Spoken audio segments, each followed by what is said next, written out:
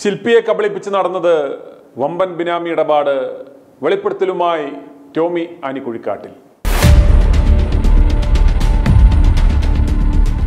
ക്രിസ്തുവിൻ്റെയും ശിഷ്യന്മാരുടെയും ശില്പങ്ങൾ ഉണ്ടാക്കിച്ചു, ഒടുവിൽ ശില്പിയെ പറ്റിച്ചു, ശില്പി ആത്മഹത്യയുടെ വക്കിൽ എന്ന തലക്കെട്ടോടെ i2 ന്യൂസ് ഇന്നലെ ഒരു വാർത്ത നൽകിയിരുന്നു. കത്തോലിക്ക സഭാംഗവും പ്രമുഖ ശില്പിയുമായ ഷിജോ ജോണിന് കത്തോലിക്ക സഭയുടെ മുംബൈ വെസ്റ്റ് ബിഹാറിലുള്ള ഫാത്തിമ മാതാ പള്ളിയിലെ സെമിത്തേരി മോടി പിടിപ്പിക്കുന്നതിൻ്റെ ഭാഗമായി കർത്താവിൻ്റെയും ശിഷ്യന്മാരുടെയും മാലഹമാരുടെയും ശില്പങ്ങൾ ഉണ്ടാക്കിക്കുകയും 5.5 മാസം ഊണുമുറക്കവും ഉപേക്ഷിച്ച് സമയത്ത് ജോലി തീർത്ത ഷിജോയ്ക്ക് 23 ലക്ഷം രൂപയ്ക്കടുത്ത് കൊടുക്കാതെ പറ്റിച്ചു എന്നതുമായിരുന്നു ആ വാർത്ത. മുംബൈ ഫാത്തിമ മാതാ പള്ളിയിലെ വികാരിയായിരുന്ന ലിയോ ഡോൺമെറ്റ് എന്ന പാതിരിക്കും കോൺട്രാക്ടർക്കും ഷിജോയെ റെക്കമെൻഡ് ചെയ്തത് അന്തരിച്ച ഇടുക്കി രൂപതയുടെ പ്രഥമ മെത്രാൻ മാത്യു ആനിക്കുഴിക്കാട്ടിലിൻ്റെ സഹോദരൻ ടോമി ആനിക്കുഴിക്കാട്ടിൽ പാതിരി ആണെന്ന് ഇന്നലെ ഷിജോ ജോൺ വെളിപ്പെടുത്തിയിരുന്നു. ഇദ്ദേഹത്തോടുള്ള വിശ്വാസം കൊണ്ട് മാത്രമാണ് പ്രോപ്പർ എഗ്രിമെൻ്റ് പോലുമില്ലാതെ അഡ്വാൻസ് പണം കൈപ്പറ്റാതെ ശില്പി ജോലി പൂർത്തീകരിച്ചത്. കത്തോലിക്ക സഭയുമായി ബന്ധപ്പെട്ട പലരും ഇതിന് തെളിവുകളൊന്നുമില്ല, ടോമി പാതിരിക്ക് ഇതുമായി യാതൊരു ബന്ധവുമില്ല എന്ന് പറഞ്ഞപ്പോൾ i2 ന്യൂസ് ടോമി ആനിക്കുഴിക്കാട്ടിൽ പാതിരിയുമായി സംസാരിച്ചത് നിങ്ങൾ കേൾക്കുക. ഷിജുവിനെ അറിയുമോ എന്ന് ചോദിച്ചപ്പോൾ താൻ അറിയില്ല എന്ന് ആദ്യം പറഞ്ഞ പാതിരി പിന്നീട് തത്ത പറയുന്നത് പോലെ എല്ലാ കാര്യങ്ങളും തുറന്നു പറയുന്നത് കേൾക്കുക. താൻ ഷിജോ ജോണിനെ റെക്കമെൻഡ് ചെയ്യുവാൻ കാരണം എന്താണെന്നും വികാരി ലിയോയുടെ കുഴപ്പം കൊണ്ട് മാത്രമാണ് പണം കിട്ടാത്തതെന്നും അദ്ദേഹം വിശ്വാസവഞ്ചന കാണിച്ചെന്നും ഈ തട്ടിപ്പിൽ വികാരിയുടെ പങ്കുമെല്ലാം ടോമി ആനിക്കുഴിക്കാട്ടിൽ വ്യക്തമായി തുറന്നു പറയുന്നു. അതുപോലെ ഏത് കോടതിയിലും ഇത് പറയുവാൻ താൻ വരാമെന്ന് അദ്ദേഹം ഞങ്ങൾക്ക് ഉറപ്പും നൽകി. ഇനി ടോമി ആനിക്കുഴിക്കാട്ടിൽ പാതിരിയുടെ വെളിപ്പെടുത്തൽ കേൾക്കുക. എന്റെ പേര് സുനിൽ മാത്യു, ഞാൻ തിരുവനന്തപുരത്ത് നിന്നായിരുന്നു വിളിക്കുന്നേ. എന്തായിരുന്നു ഞാൻ വിളിച്ചത്, ഇവിടെ ഒരു പാലാക്കാരൻ, ഒരു ശില്പി ഉണ്ടല്ലോ, ശില്പി അറിയല്ല അല്ല, അച്ഛന്റെ കെയർ ഓഫിലാ ബോംബെ പോയി നമ്മുടെ വർക്ക് ചെയ്ത് അന്നേരം പുള്ളിയുടെ ആ വിഷയമായിട്ട് വന്നിട്ട് ഞങ്ങളുടെ സ്റ്റുഡിയോയിൽ വന്നിട്ടുണ്ടായിരുന്നു പുള്ളിയെ. അന്നേരം പുള്ളി അവിടെ ഏതാണ്ട് 10-35 ലക്ഷം രൂപയുടെ വർക്ക് ചെയ്തിട്ട് പുള്ളിയെ കബളിപ്പിച്ചു. പുള്ളിക്ക് ഒരു 9.5 ലക്ഷം രൂപയെ കൊടുത്തുള്ളൂ, ബാക്കി അയാളെ കബളിപ്പിച്ചു എന്നുള്ള അതിന്റെ ഡോക്യുമെന്റ്സും ഡീറ്റെയിൽസും എല്ലായിട്ടാണ് പുള്ളി ഞങ്ങളുടെ അടുത്ത് വന്നത്. അന്നേരം അയാളുടെ ഭാഗവും കാര്യങ്ങളും ഞങ്ങളുടെ അടുത്ത് അന്നേരം അതുമായിട്ട് ബന്ധപ്പെട്ട പുള്ളിയുടെ ഭാഗം ഞങ്ങൾ കേട്ടു, ഡീറ്റെയിൽസ് എല്ലാം എടുത്തു. മറ്റവരെ ആരെയും വിളിച്ചിട്ട് അവരാരും ഫോൺ അറ്റൻഡ് ചെയ്തിട്ടില്ല. അയാളൊരു സംസാരിച്ചിടത്തോളം ഒരു സാധു അയാൾക്ക് ഇങ്ങനെ വർക്ക് ചെയ്ത് ഇങ്ങനെ നടക്കുന്ന പുള്ളി വർക്ക് ചെയ്ത് ഇത്രയും ചെയ്തിട്ട് ആകെ ഷോക്ക്ഡ്. അന്നേരം അയാൾ ഈ ആൾക്കാരെയും ഇങ്ങനെയുള്ള വർക്കുകളൊക്കെ ക്രിയേറ്റീവ് വർക്ക് ചെയ്യുന്ന ഇത്രയും ഒരു നഷ്ടം ഉണ്ടായപ്പോഴത്തേക്കും കഷ്ടപ്പെട്ട് ഇത്രയും പണിയെടുത്തിട്ട് പൈസ കിട്ടിയില്ല. അയാൾ ആണെങ്കിൽ ഒരു റോമൻ കത്തോലിക്കൻകാരൻ തന്നെയാണ്. അയാൾക്ക് മാനസികമായിട്ട് വളരെയേറെ ബുദ്ധിമുട്ടായി. ആ സഭയ്ക്കെതിരെ അയാൾക്ക് പറയാനും ബുദ്ധിമുട്ടുണ്ട്, വേറെ ആളുടെ അടുത്ത് പറയാനും ബുദ്ധിമുട്ടുണ്ട്. പുള്ളി അങ്ങനെ വളരെ വിഷമിച്ചാ വന്നേ. ഒരു വിശ്വാസത്തിന്റെ, പ്രത്യേകിച്ച് ഒരു മതമേലധ്യക്ഷന്മാർ അല്ലെങ്കിൽ സഭാപിതാക്കന്മാർ എന്ന നിലയ്ക്ക് പുള്ളിയുടെ ഒരു ട്രസ്റ്റിന്റെ ഒരു ഗുഡ് ഫെയ്ത്ത് ചെയ്ത സാധനമാണ്. എനിക്കിത് ബന്ധപ്പെടാൻ സാധിച്ചത്, എനിക്ക് പരിചയമുള്ള ഒരാള് ബോംബെയിൽ വെച്ച് എന്തോ ഒരു ഷോപ്പിങ്ങിനെങ്ങാണ്ട് നമ്മുടെ നാട്ടിൽ നിന്ന് ചെന്നു. അപ്പോ അവിടെയുള്ള ഇടവയപ്പെട്ട ഒരു പുള്ളി, ഈ പറഞ്ഞ വർക്ക് നടത്തി ഇടവയപ്പെട്ട ഒരു പുള്ളി ഈ ആളോട് പറഞ്ഞു വിട്ടു, കേരളത്തില് അങ്ങനെ ആർട്ട് വർക്ക് ചെയ്യുന്ന ആരെല്ലാം ഉണ്ടെങ്കിൽ. അപ്പൊ ഞാൻ ഈ തോക്കുവാറയൊക്കെ ഇങ്ങനെ ആർട്ട് വർക്ക് ചെയ്തിട്ടുണ്ട്, തിയേറ്ററൊക്കെ വലുതേ, ഈ മൂന്നാറിനടുത്തൊക്കെ. അത് വെച്ച് ആ പുള്ളി എന്നോട് പറഞ്ഞു. അപ്പൊ ഞാൻ പറഞ്ഞു, അത് ചെയ്ത ആൾക്കാർക്ക് ഇപ്പം മരിച്ചുപോയി കാണും, പ്രായമുള്ള ഒരു ശില്പിയായിരുന്നു. അതിനല്ല പുള്ളി അത്രയും ലോങ് ആയിട്ടുള്ള സ്ഥലത്തൊന്നും ജീവിച്ചിരിപ്പുണ്ടെ തന്നെ പോകത്തില്ല. അപ്പൊ ഞാൻ പറഞ്ഞു, ഇപ്പൊ ഒരു ചെറുപ്പക്കാരനായിട്ട് ഇങ്ങനെ വർക്ക് ചെയ്യുന്ന ഒരാൾ എനിക്ക് അറിയാവുന്നത് ഈ പറഞ്ഞ സിജോ എന്ന് പറഞ്ഞു. അപ്പൊ ഞാൻ എന്നിട്ട് ഈ സിജോയ്ക്ക് ഇവന്റെ നമ്പർ അയച്ചു കൊടുത്തു. അത് കഴിഞ്ഞിട്ട് ഇവൻ കുറെ നാളത്തേന് ഇവൻ ആസാമിലാണ് പണിതുകൊണ്ടിരുന്നത്. അവിടുന്ന് പണിയൊക്കെ നിർത്തി അവിടെ ആൾക്കാരൊക്കെ പണി നടന്നുകൊണ്ടിരിക്കുവായിരുന്നല്ലോ. അതെ. അതിനുശേഷം പുള്ളി ഇവിടെ ബോംബെയിൽ വന്ന് വർക്ക് കുറെ നാള് പണിതു. ഇടയ്ക്കൊക്കെ എന്നെ വിളിക്കും, കുറെ ഈ വർക്കൊക്കെ ചെയ്യുമ്പോ എന്നെ ഓരോ വർക്ക് ഇട്ട് കാണിച്ചു തരും, മലാഹന്മാരുടെയും ഓരോ ശില്പങ്ങൾ തീർക്കുന്നത്. ഒരു പ്രദേശം മുഴുവൻ അവൻ വർക്ക് ചെയ്തിട്ടുണ്ട്, അവരുടെ സിമിട്രിയോ അതിന്റെ. അതെ, ഏറ്റവും വലിയ ലാർജസ്റ്റ് സെമിട്രി, ഒരു 7 പള്ളികളുടെ ചേർന്ന് ഇന്ത്യയിലെ തന്നെ ലാർജസ്റ്റ് സെമിട്രി ആക്കാനുള്ള ഒരു പ്രോജക്റ്റ് ആയിരുന്നു പറഞ്ഞു. എന്നെ ഓരോ പടം ഉണ്ടാക്കുമ്പോ അവൻ എനിക്ക് ഇട്ട് തരുമായിരുന്നു. അപ്പൊ ഞാൻ നമുക്കിപ്പോ ഈ തിരക്കിനിടയ്ക്ക് നമ്മളിത് കാണുമ്പോ നമുക്ക് അത്രയൊരു അവൻ ചെയ്ത വർക്ക് നല്ലതാന്ന് ഞാൻ അതിനൊരു എംബ്ലമൊക്കെ ഇട്ട് ഞാൻ അത്രയൊന്ന് റിപ്ലൈ ചെയ്യുമായിരുന്നു. അതിനുശേഷം ഒരു 2-3 മാസം മുമ്പ് അവൻ എന്നോട് പറഞ്ഞു, എനിക്ക് പൈസ വന്നില്ല അവര്. അപ്പൊ ഞാൻ ആദ്യം അവന് ചോദിച്ച, മോനെ നീ തുടങ്ങുമ്പോ ഒരു എഗ്രിമെന്റ് വെക്കാൻ പാടില്ല, നീ എന്ത് ഉറപ്പില്ലാതെ അവരുടെ അടുത്ത് പണിത് ഇത്രയും വേറൊരു നാട്ടില് അന്ന് ഞാൻ പറഞ്ഞു. അപ്പൊ ഇവര് എന്നാ ചെയ്തതെന്ന് വെച്ച് കഴിഞ്ഞാൽ ഇത് സത്യം പറഞ്ഞാൽ ഈ സഭയുടെ ഭാഗത്തുനിന്നുള്ള ഒരു വലിയ മിസ്റ്റേക്കാണ്. അതായത് ഇത്തരത്തിലൊരു വർക്ക് ചെയ്തിട്ടേ ആ അച്ഛൻ ഒരു വലിയ ട്രിക്കല്ലേ കളിച്ചത്. അതായത് ഈ വേറൊരു അൽമായനെ കൊണ്ട് ഇത് പറഞ്ഞിട്ട് അവൻ പൈസ തരുമെന്ന് പറഞ്ഞിട്ട് ഈ അച്ഛനൊരു ഉത്തരവാദിത്വം ഉണ്ടല്ലോ ആ മനുഷ്യനെ പൈസ കൊടുക്കാനുള്ള. പ്രത്യേകിച്ച് അവനോട് പറഞ്ഞത് ഒന്ന് അച്ഛനോടുള്ള ആ ഒരു ബന്ധവും വിശ്വാസത്തിന്റെയും പുറത്ത് പുള്ളി പോയി. പിന്നെ അങ്ങനെ പറഞ്ഞപ്പോഴത്തേക്ക് അങ്ങനെ ചെയ്തു. അങ്ങനെ ഒരു സഭാംഗമായ കൊണ്ട് തന്നെ സ്വാഭാവികമായിട്ട് അങ്ങനെ വർക്ക് ചെയ്യൂല. ഇവൻ അങ്ങനെയാ വർക്ക് ചെയ്യുന്നത്. ഇവൻ ഈ ആസാമിലും മേഘാലയത്തിലും എല്ലാം പോയി വർക്ക് ചെയ്യുന്നത് അങ്ങനെയാണ്. അല്ലാതെ ഇപ്പൊ എഗ്രിമെന്റ് വെച്ചൊന്നുമല്ല അവൻ വർക്ക് ചെയ്യുന്നത്. അത് തന്നെയല്ല വേറൊരു കാര്യമുള്ളത്, ഇവന്റെ വർക്കിനനുസരിച്ചുള്ള പൈസ കൊടുക്കാൻ നമ്മളെ കൊണ്ടൊട്ടും സാധിക്കുകയില്ല. ഒരു സാധാരണ ഒരു ഇടവക്കാരന് സാധിക്കുകയില്ല. പക്ഷെ ബോംബെയിലെ സിറ്റുവേഷൻ ഒന്നും അങ്ങനെ ആയിരിക്കുകയില്ല. ഇപ്പൊ നമ്മുടെ ഹൈ റേഞ്ചിലൊക്കെ ഇവനൊരു വർക്ക് ചെയ്താൽ ഒരു 1 ലക്ഷം രൂപ അല്ലെങ്കിൽ 1 ലക്ഷം രൂപയൊക്കെ വർക്ക് ചെലവാകും ഒരു സ്റ്റാച്യുവിനൊക്കെ. അപ്പൊ അത് അത്രയൊന്നും കൊടുക്കാൻ പറ്റില്ല. അപ്പൊ ഒരു അഡ്ജസ്റ്റ്മെന്റിൽ അവന് നഷ്ടം വരാതെ അവനൊരു ആവശ്യത്തിന് ഒരു ലാഭം അവന്റെ പണിക്കാരെ കൊണ്ടൊക്കെ പണിയിക്കുന്നുണ്ടെങ്കിൽ അതൊക്കെ കൊടുത്ത് അവനെ സംതൃപ്തനാക്കി വിടേണ്ടതായിരുന്നു അവര്. അതവർ ചെയ്തില്ല.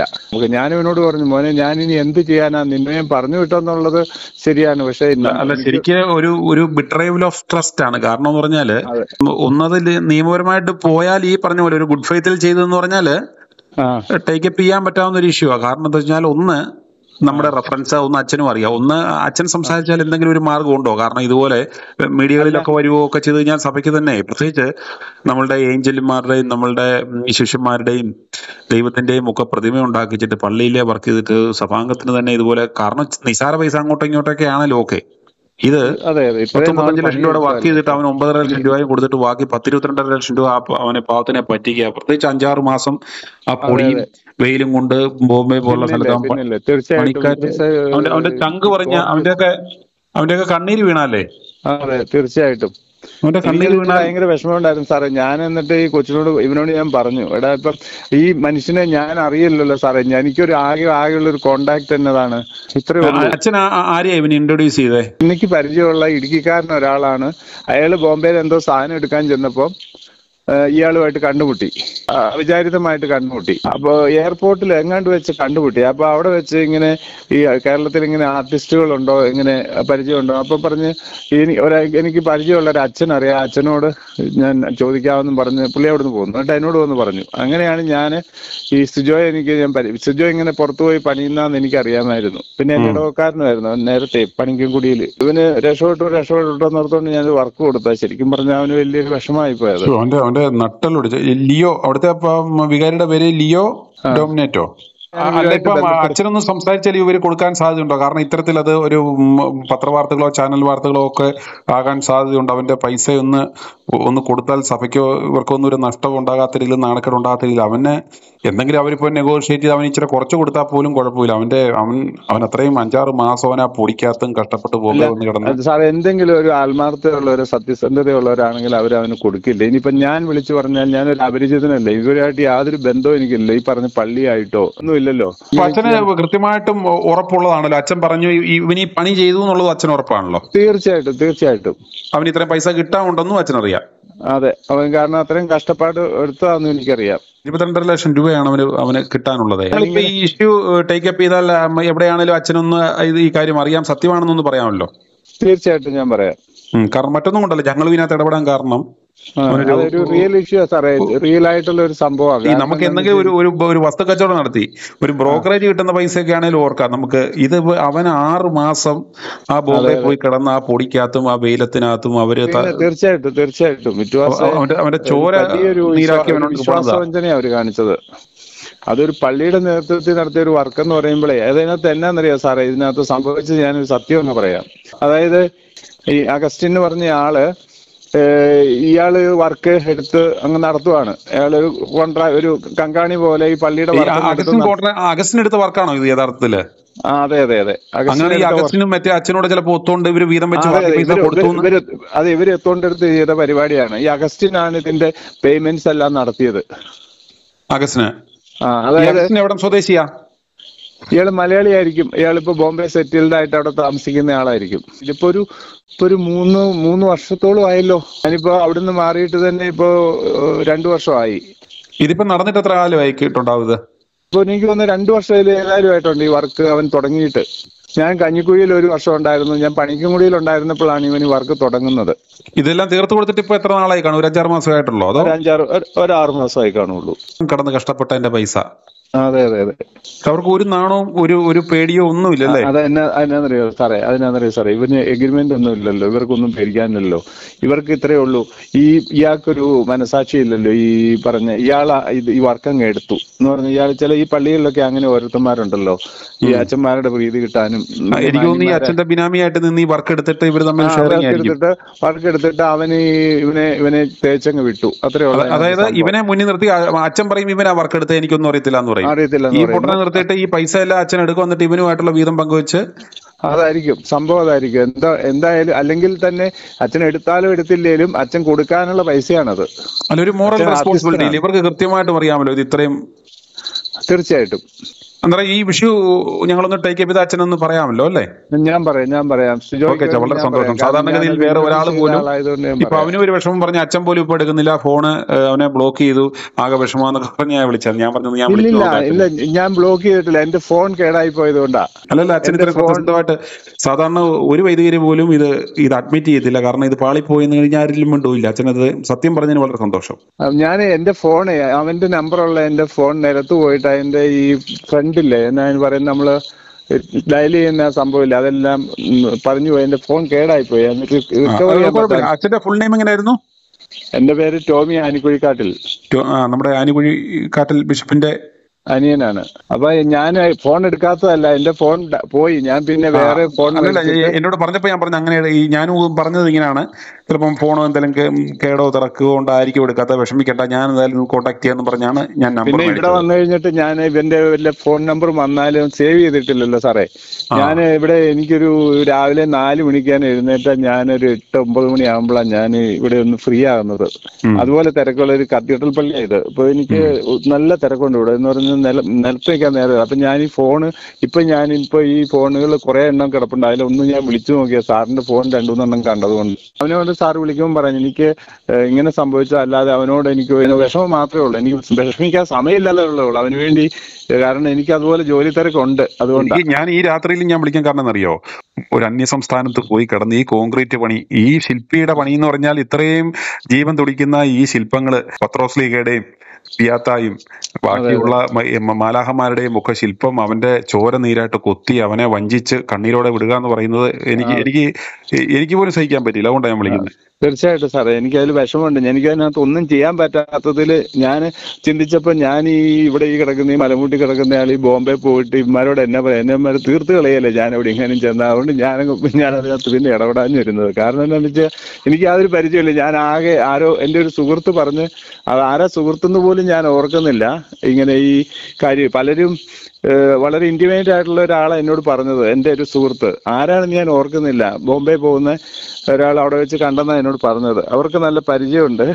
അങ്ങനെ പറഞ്ഞ ഏത് സാഹചര്യത്തിലാണെങ്കിലും അച്ഛൻ ഇവനെ സപ്പോർട്ട് ചെയ്യുമല്ലോ, ഇവന് വേണ്ടി ഇത് അറിയാം, ഈ കാര്യങ്ങൾ സത്യമാണെന്ന് പറയുമല്ലോ. ഇനിയിപ്പോ ഇവന് വേണ്ടി ബോംബെയിൽ വരാനും ഞാൻ തയ്യാറാണ്. അവനോട് പറ, എനിക്ക് ആ അഗസ്റ്റിന്റെ നമ്പർ ഒന്ന് ഇട്ട് തരാൻ പറ. തീർച്ചയായിട്ടും ഞാൻ അയാളോട് ഞാൻ സംസാരിക്കാം.